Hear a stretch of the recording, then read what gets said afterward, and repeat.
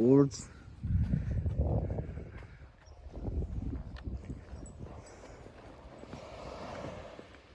It just shows you the amount of sand that they've put down this morning. I mean, there must be, Jesus, at least 100 ton of sand, I would reckon, that they've put down just already, just to flatten the beach.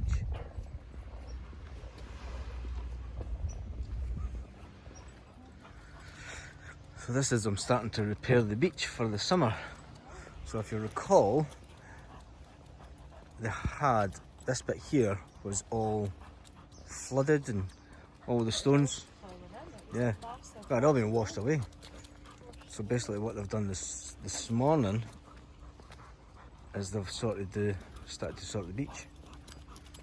Get ready for the summer. Ah, they've put some amount of sand in there already. Because that was about a 4 or 5 foot gap. That was really deep. Yeah, it was really deep. That was there. It was.